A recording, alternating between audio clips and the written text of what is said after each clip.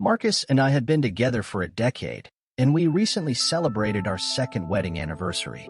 Excited about starting a new chapter in our lives, we purchased a charming house in a tranquil, secluded area. Nestled on a quiet street with a sprawling property that bordered a dense patch of woods, our new home seemed like the perfect place to raise children and adopt a furry companion. Our work schedules aligned, with me arriving home around 5 in the evening and Marcus joining me an hour later.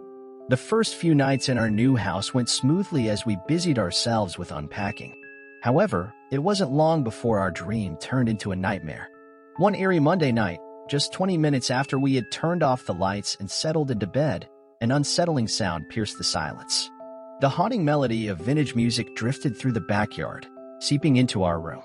It wasn't the lively tunes of a party, but rather an old, crackling static that sent shivers down our spines. Feeling a mix of horror and confusion, we exchanged terrified glances. Curiosity got the better of me, and I decided to investigate. I opened my window, and the eerie music grew louder and clearer. It was an old song from the 1940s, Who's Afraid of the Big Bad Wolf by Henry Hall. Though originally meant to be cheerful, it took on a sinister tone as it emanated from our backyard. Determined to uncover the source, I rushed downstairs, searching for a switch to illuminate the yard. As I flicked on the backyard lights, the mystery deepened. No one was in sight, and the music continued to fill the air. I stepped outside, the melody growing louder as I ventured onto the grass. To my surprise, the music wasn't emanating from our backyard. It originated from the depths of the neighboring woods. The song played until its chilling conclusion, leaving me alone and bewildered in the silence. Assuming it was a misguided prank, I returned to Marcus and shared my theory.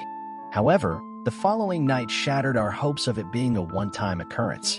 Once more, just minutes after we settled into bed, the haunting music returned, louder than before. This time, the song was the infamous Tiptoe Through the Tulips, a chilling rendition that sent chills down our spines.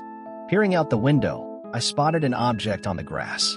It wasn't a person, but something unnerving. Determined to confront the situation, I decided to investigate further.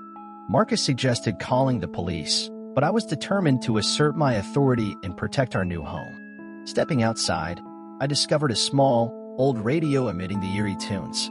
I promptly turned it off, holding it up triumphantly for Marcus to see. However, her response was far from what I expected. Fear etched on her face, she screamed at me to run inside.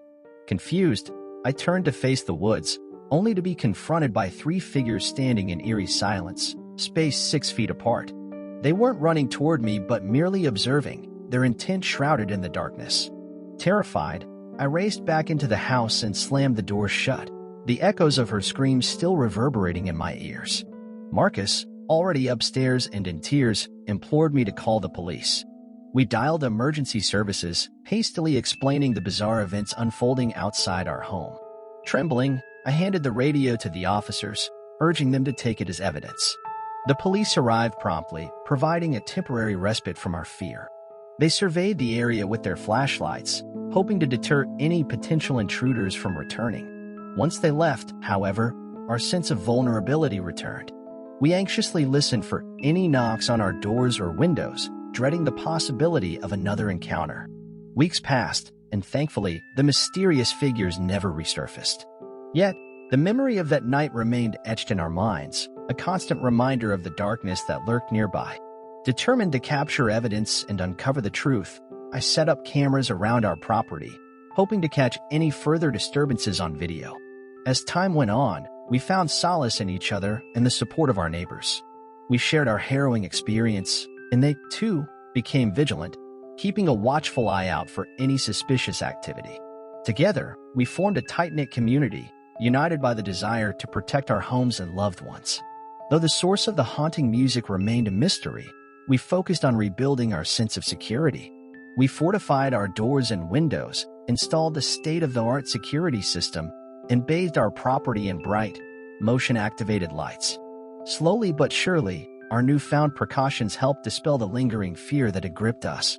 Yet, the memory of those figures standing in the woods remains etched in our minds, a constant reminder that evil can lurk in the most unexpected places.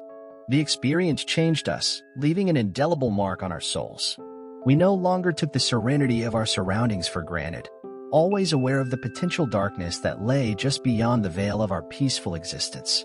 To this day, we don't know who or what those figures were, or why they targeted us. The incident has become a cautionary tale in our neighborhood, a chilling reminder that safety is never guaranteed, even in the most idyllic settings.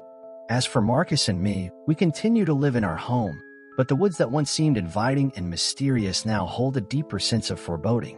We tread cautiously, forever mindful of the eerie presence that once invaded our lives. The haunting music has long since ceased, but the memory lingers, a ghostly echo that occasionally resurfaces in our dreams.